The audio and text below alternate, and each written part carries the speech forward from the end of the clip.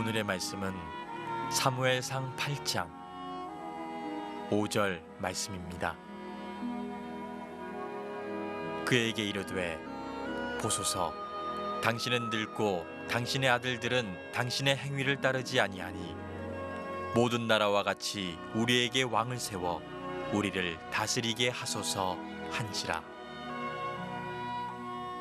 아멘. 오늘은 사무엘상의 8장으로 넘어가게 됩니다. 우리가 이제 한 장 한 장 사무엘상을 지금 나누고 있는데, 오늘 8장의 얘기는 우리가 삶을 살아가면서 삶의 기준이 자기가 세운 하나님과의 기준이 아닌 남의 시선, 남의 기준으로 살아가면 그 인생이 불행할 수밖에 없고 또 하나님이 원하시지 않는 삶이라는 내용을 소개하고 있습니다. 지금 이스라엘은 엘리 제사장이 망하고 하나님이 새롭게 세운 이스라엘의 새로운 지도자 사무엘을 통해서, 사무엘이라는 사사를 통해서 이스라엘의 통치가 이루어지고 있습니다.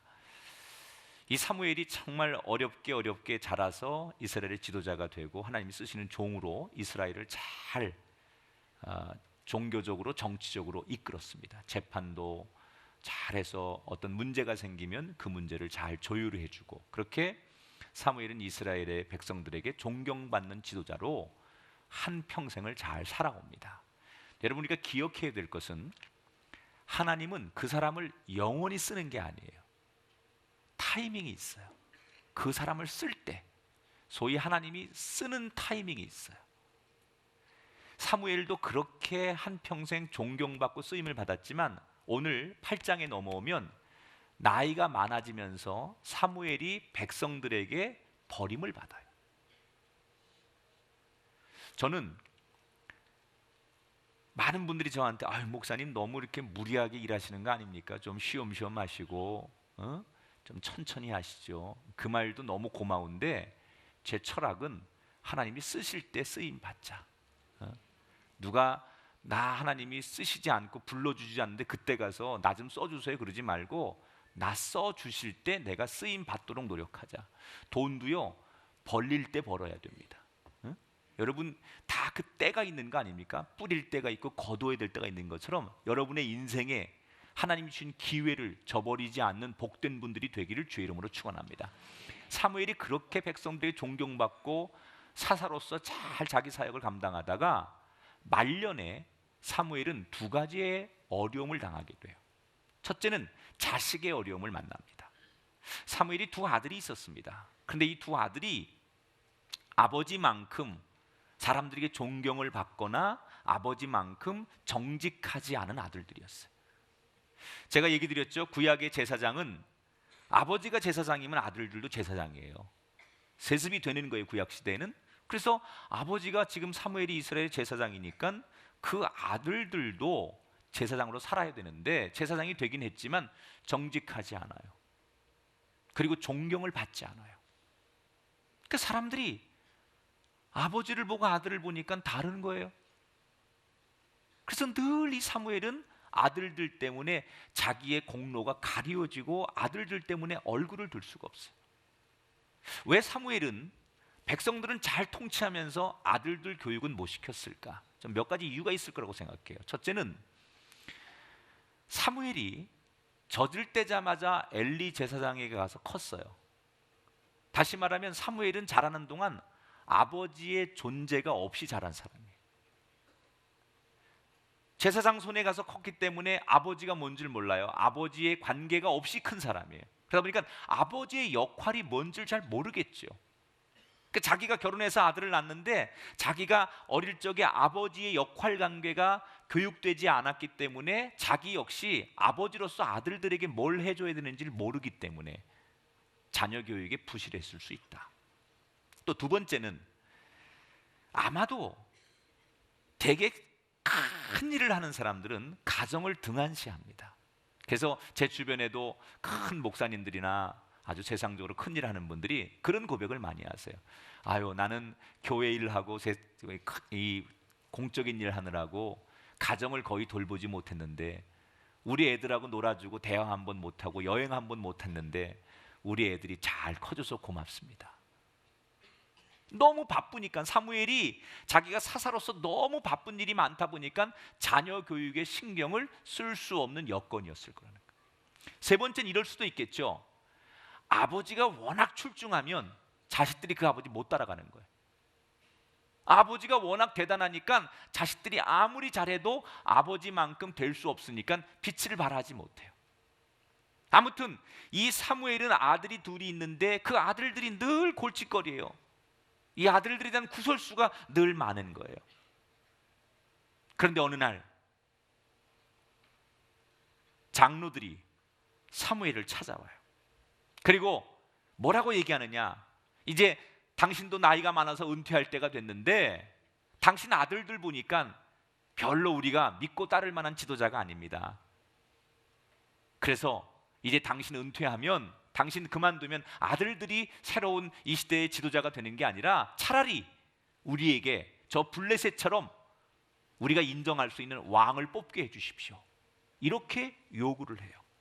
4절에 보니까 이스라엘의 모든 장로가 모여 라마에 있는 사무엘에게 나가서, 그리고 5절에 뭐라고 얘기하느냐? 첫 마디가 당신은 늙었습니다.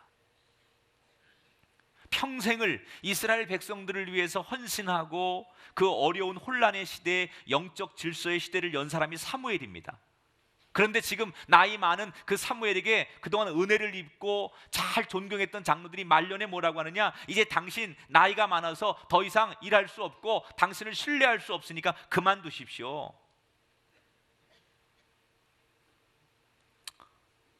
저는 이 얘기하면서 나는 어떻게 될까?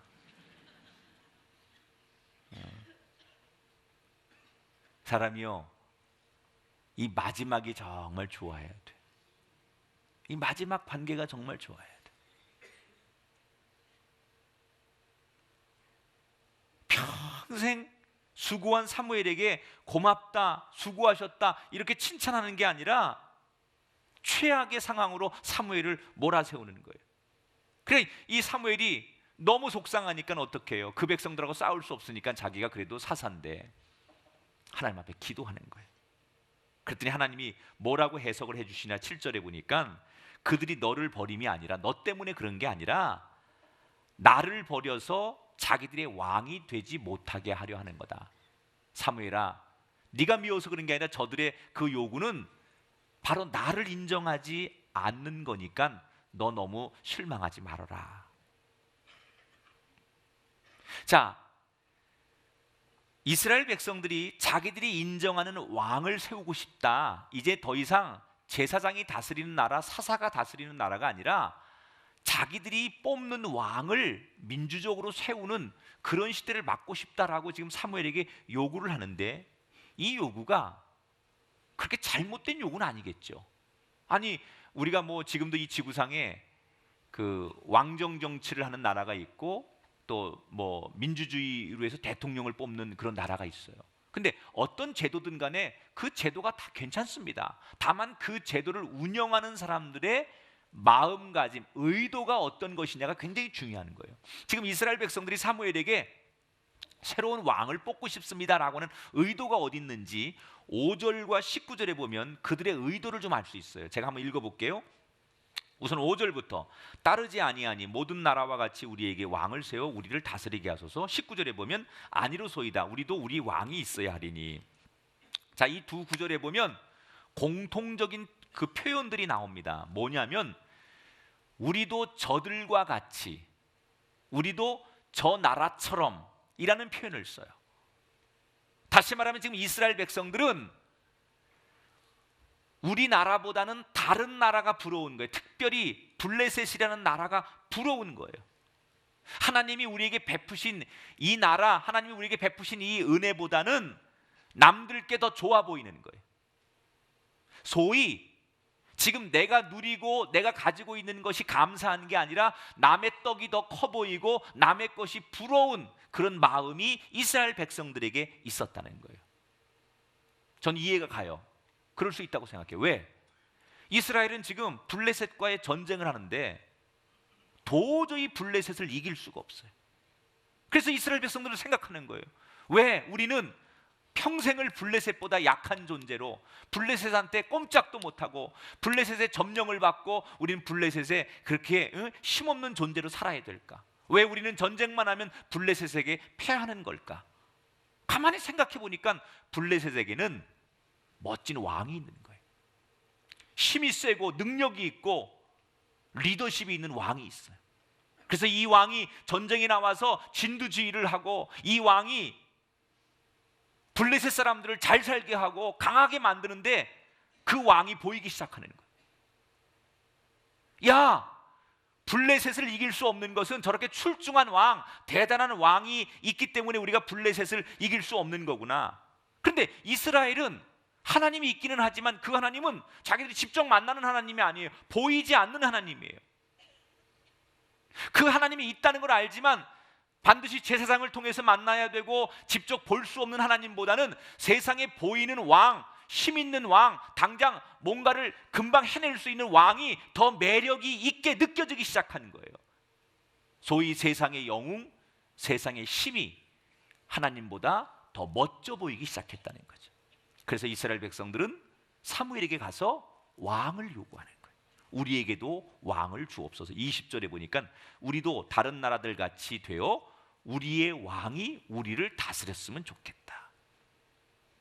지금 이스라엘의 기준이 뭐예요? 다른 나라예요. 여러분 인생을 살면서 내 기준이 중요한 거예요.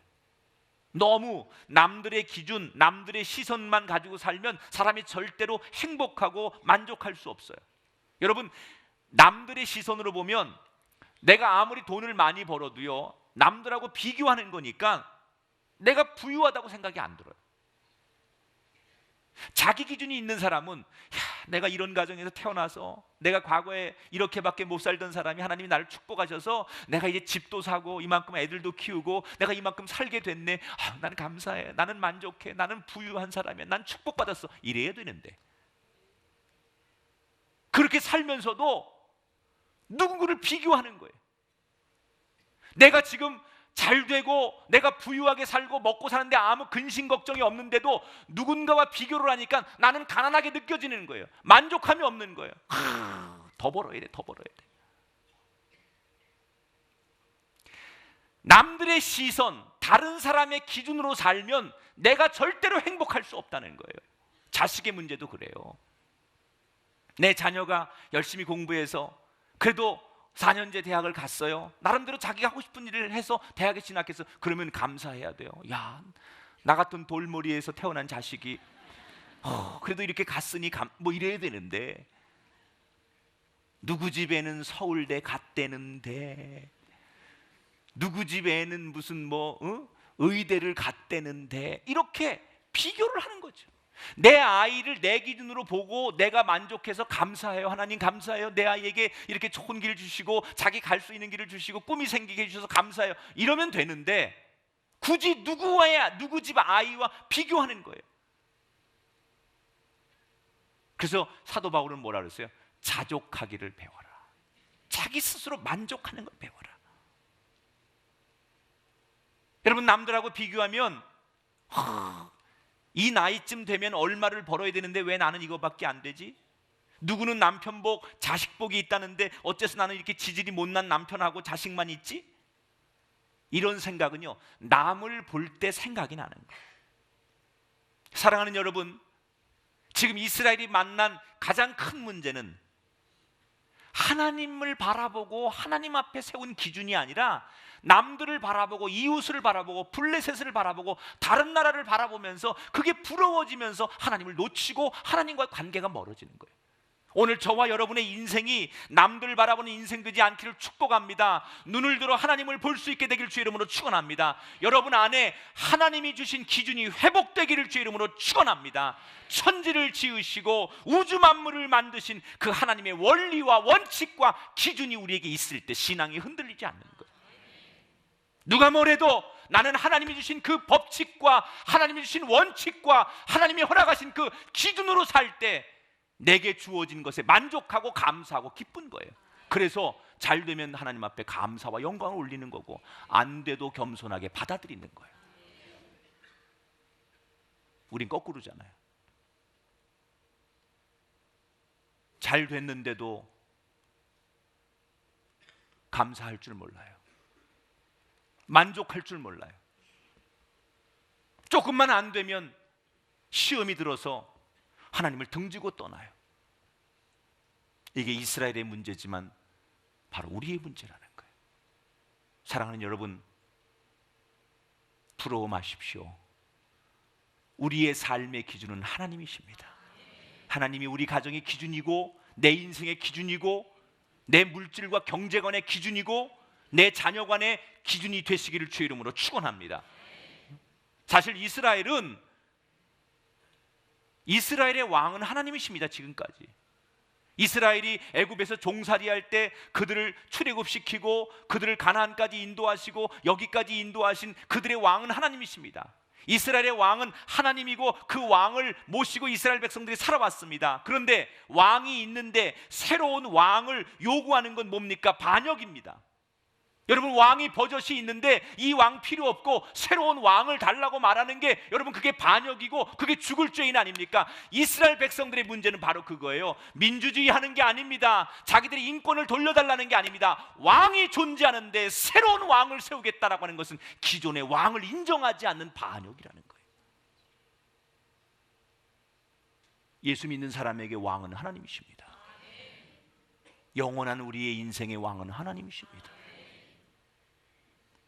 그 왕 되신 하나님 대신에 우리가 세상에 또 다른 왕을 세우려고 한다면 우리가 타락하는 거예요. 그래서 우리에게 절대적 기준, 어떤 것을 바라보면서 흔들리지 않는 나의 왕이신 하나님, 왕이신 나의 하나님, 내가 주를 높이고 영원히 주의 이름을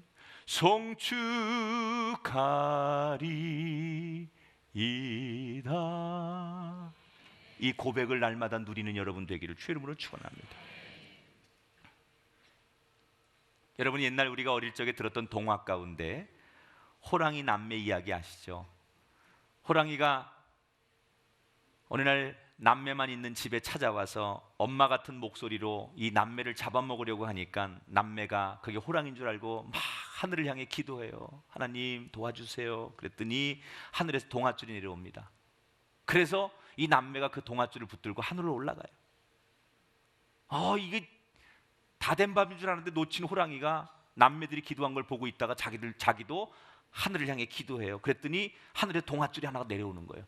기도만 하면 되는구나. 그리고 이 호랑이가 그 하늘에서 내려온 밧줄을 붙들고 올라갑니다. 그런데 남매가 붙든 밧줄은 끊어지지 않고 끝까지 올라가는데 이 호랑이가 붙든 줄은 중간에 끊어져 가지고 떨어져서 죽었다는 얘기. 처음 듣는 얘기입니까? 우리 동네만 있는 얘기인가 이게? 둘 다 하늘로 올라가는 줄 알았습니다. 나쁜 호랑이에게조차도 줄이 생겼습니다. 그런데 하나는 진짜고 하나는 가짜 썩은 줄이었습니다. 그게 진짜인지 가짜인지 진위는 결국 매달려 보면 알아요. 매달려 보면. 여러분, 지금 우리가 사는 이 세상에도요, 여기저기 이게 진리라고 말하는 줄들이 많습니다. 그래서 사람들이 너무 내가 진리야, 내가 진짜야, 이걸 붙들어야 사는 거야, 이렇게 하도 말이 많으니까 어느 게 진짜인지 몰라요. 어떻게 아시면 됩니까? 매달려 보면 압니다. 이스라엘은 그동안 하나님이라는 줄을 쥐고서 살았습니다. 그래서 하나님만 붙들고 하나님이라는 줄만 의지하고 살았으니까 그들이 가나안 땅에 올 때까지 광야에서 하나님이 구름 기둥과 불 기둥으로 보호하시고 만나와 메추라기로 지켜주시고 그들의 인생과 자손들을 번영케 하신 거예요. 위기 때마다 그들에게 사사들을 보내셔서 그들을 구원하셨어요. 하나님만 붙들고 있을 때, 하나님이라는 줄만 붙들고 있을 때는 그들이 위험에 처하고 어려움에 처해도 하나님이 그들을 여기까지 인도해 주셨어요. 그런데 이스라엘 백성들이 이번에 그 줄을 바꿔보고 싶다는 거예요. 하나님이라는 줄 대신에 자기들이 뽑은 세상의 왕이라는 줄을 붙들고 싶다는 거예요. 왜요? 눈에 보이는 왕이 하나님보다 더 믿음직스러운 거예요.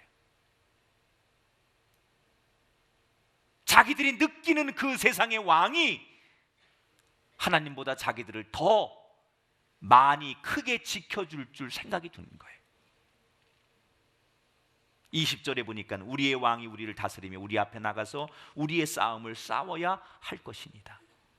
왕이, 우리가 세운 왕이 우리를 대신해서 나가서 싸워주고 우리를 보호해 줄 수 있다고 그들은 믿기 시작했어요. 여러분, 그동안은 하나님께서 보호해 주시지 않았습니까? 그런데 이제 그들은 그동안 하나님이 자기들을 보호해 주고 지켜준 것 놔두고 그 줄 말고 새로운 줄을 붙잡겠다고 그 줄을 바꾸기 시작했어요.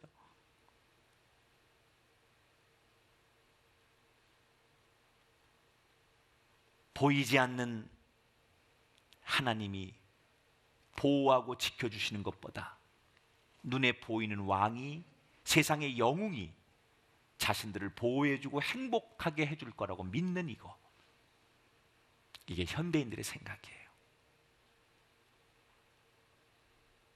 돈이 있으면, 부동산을 소유하면,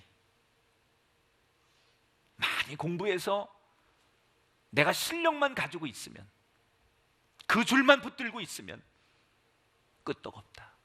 정권이 바뀌고 세상이 불경기가 와도 내가 내 실력 있고 내가 세상적인 그런 능력만 있으면, 이 줄만 붙들고 있으면 나는 끄떡없다. 내 자식들 공부시키고 유학 보내고 하고 싶은 거 다 하고 살 수 있다. 이게 진짜 줄이다. 이렇게 생각하는 게 현대인들이에요. 여러분, 얼마나 많은 사람들이 자기가 평생을 믿었는데, 그게 진짜인 줄 알았는데 나중에 보면 헛되고 헛된 것인지 그 마지막 때에 깨닫게 됩니까? 저는 최근에 우리 사회가 많은 사건들을 만나면서 이게 영적인 교훈이 있다고 생각해요. 우리가 생각할 때는 어떤 제도와 시스템이 가장 정확하고 완벽할 거라고 생각하는데 그게 무너지는 게 있어요. 이건 틀림없이 믿을만 하다고 생각하는데 믿을 수 없게 되는 것을 너무 자주 목격하게 돼요.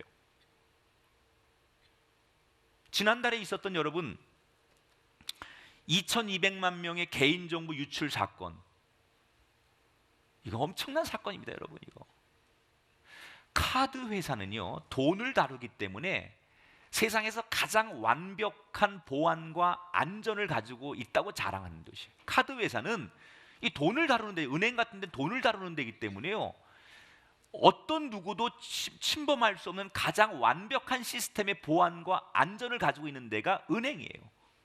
그런데 세상에서 제일 안전하고 튼튼하고 완벽할 것 같았던 카드 회사의 보안 시스템이 무너졌어요. 국민들 정보가 다 털렸어요. 여러분의 전화번호, 주민등록, 여러분의 자녀들의 이름, 생년월일, 심지어 여러분들이 뭐 은행에 빚을 얼마나 졌는지, 여러분 집에 전세인지 월세인지, 이거 다 털렸어요. 다 도둑 맞았어요. 내 혈액형, 하여튼 나보다 더 많이 알아, 걔들이요. 그러고 나니까 뭐 스팸 문자고 스매싱이고 엄청나게 들어오지 않습니까? 국민들이 아차한 거죠. 은행에서 하는 일이고 카드 회사에서 하는 일이니까 완벽할 거라고 믿었어요. 그래서 여러분, 우리가 그걸 믿고 다 맡겼어요. 신용카드가 뭐예요? 신용카드라는 것은 말 그대로 신용입니다. 신용, 믿음과 신뢰를 바탕으로 운영하는 게 신용카드예요. 근데 신뢰를 못하게 됐잖아요, 이제는요. 우리가 모든 걸 믿고 맡기는데 믿고 맡긴 그게 무너져 버렸단 말이에요. 누굴 믿겠냐는 거예요. 신용카드만이 아니에요.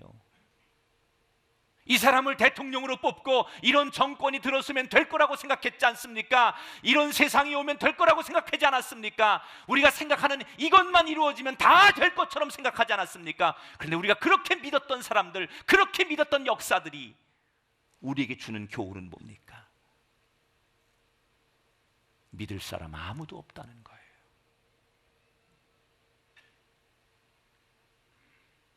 그때마다 이 줄 아니면 이 줄 잡아보고 이 줄 아니면 이 줄 잡아보시겠습니까? 아닙니다. 우리가 붙들어야 될 줄은 끝까지 끊어지지 않고 끝까지 변하지 않고 끝까지 보호해 줄 수 있는 하나님의 줄입니다. 사랑하는 여러분, 아무리 세상 것이 화려하게 보이고 멋있어 보이고 먹음직스러워 보여도 그 세상의 줄을 잡지 마시기 바랍니다. 그 줄은 언젠가 떨어지는 줄입니다. 그 줄은 언젠가 망하는 줄입니다. 힘들어도, 여러분 귀찮아도 영원히 끊어지지 않을 하나님의 줄을 붙드셔야 됩니다. 하나님이 주시는 그 길을 가셔야 됩니다. 하나님이 허락하신 그 은혜의 줄만 붙들고 가야 됩니다. 그것이 우리가 망하지 않는 길이라는 거예요. 이스라엘 백성들이 지금까지는 하나님이라는 줄 붙들고 있다가 부러워지기 시작했어요. 블레셋 왕이 대단해 보이기 시작했어요. 그래서 우리도 저들처럼 저런 왕을 세우면 좋겠다. 하나님 말고 우리가 새롭게 믿을 수 있는 보이는 왕, 그것이 그들을 망하게 하는 거예요.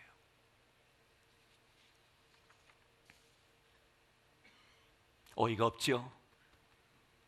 어느 날 갑자기 이 장로들이 와가지고 사무엘에게 왕을 세우게 해달라, 당신이 이제 내려가라 이러고 요구하니까 사무엘이 어이가 없지만 끝까지 사랑하는 마음으로 그들을 설득합니다. 여러분이 생각이 잘못된 겁니다. 여러분이 요구하는 그 세상의 왕은 여러 가지 문제가 많습니다. 그리고 그 문제점들을 지적해 주기 시작해요. 11절부터 17절까지 내용이 그거예요. 요약을 해볼게요. 왕이 너희 아들들을 데려다가 그의 병거와 말을 어거하게 하리니 또 자기 밭을 갈게 하고 너희 딸들을 요리하는 자와 떡 굽는 자로 삼을 것이며 너희의 밭에서 제일 좋은 것을 가져다가 자기의 신하들에게 줄 것이며 양떼의 10분의 1을 거두어 가리니. 너희들이 생각하는 그 왕정 제도가 얼마나 문제점이 많은지를 지적하는 거예요. 왕이 멋있어 보이지, 그러나 너희들에게 더 많은 세금을 걷어가야 되고 너희 자녀들을 데려다가 자기 부하로 삼고 그들에게 일과 부역을 시킬 것이고 대신 전쟁이 나면 그 너희 자녀들을 전쟁터에 내보내서 죽게 할 것이고 너희 재산의 10분의 1을 떼어 가져갈 것이다. 너희들이 생각하는 것처럼 그렇게 달콤한 게 아니다. 하나님이 다스리고 하나님이 왕 대신 그게 좋은 거지. 세상에 왕을 세우면 지금보다 더 어려운 일이 많아진다는 거예요. 그러나 이런 설득에도 불구하고 이스라엘 백성들은 끝까지 자기들의 고집을 철수하지 않아요. 왕을 달라는 거예요. 자, 여기서 하나 인간이 얼마나 아이러니한지를 보여주는 사건이에요. 지금 이스라엘 백성들은요, 이스라엘 역사의 시작은 어디서부터 시작되는 거예요? 이스라엘의 역사의 시작은 애굽에서 종살이에서 벗어나서 출애굽하면서 이스라엘 역사가 시작되는 거예요.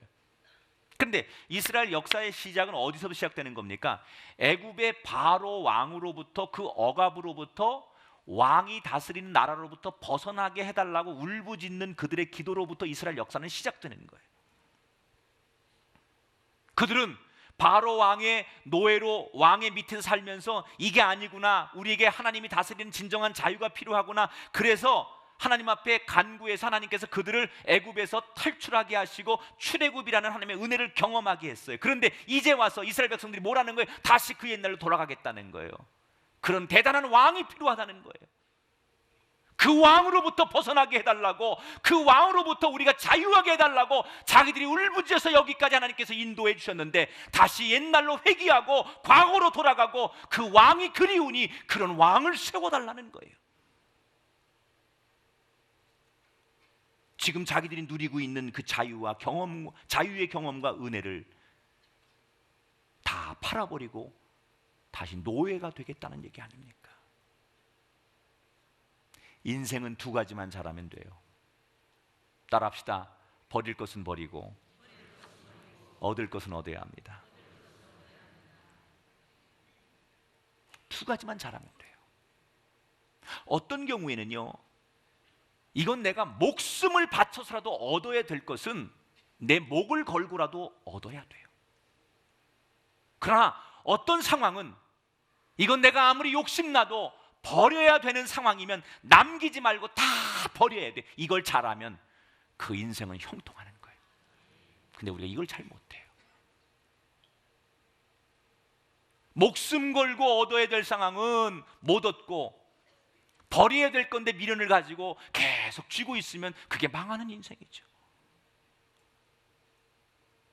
우리가 버려야 될 게 뭘까요? 죄예요. 우리가 목숨 걸고 얻어야 될 게 뭘까요? 의로움이에요. 그런데요, 이게 참 어렵습니다. 의롭게 사는 게 얼마나 힘듭니까? 야, 우리가 이 주의를 한번 지키는 것도 어려운데 매일같이 하나님 앞에 새벽에 나와서 기도하고 큐티하고 의롭게 사는 게 얼마나 어려운 일이에요. 나는 가끔 목사도 이렇게 힘든데 교인들은 얼마나 힘들까? 별로 안 힘든가 봐요. 목사도 이렇게 살기 힘든데 나야 성직자지만 그러려니 하지만 성도들이 얼마나 힘들까? 그런 불쌍한 생각이 좀 들 때가 있어요. 의롭게 산다는 게 참 어려운 거예요. 믿음으로 산다는 게 어려운 거예요. 좋은 건 어렵죠. 그런데요, 버려야 될 죄 가운데 사는 건 참 쉽습니다. 죄는요, 내가 가만히만 있어도 와서 달라붙어요. 죄는요, 힘쓰지 않아도 저절로 됩니다. 죄는 가만히만 있어도 짓게 돼요. 응? 사람이 좋은 것보다 나쁜 거 배우는 게 훨씬 빠릅니다. 아이들이 말을 배우면 제일 먼저 엄마, 아빠 이거 해요. 그 다음에 아이들이 먹고 살아야 되니까 쭈쭈, 맘마 이거 해요. 달라는 거죠. 그 다음에 배우는 게 뭔지 알아요? 욕이에요, 욕. 여러분, 우리나라 아이들이 영어가 원어민처럼 잘하는 영어가 있어요.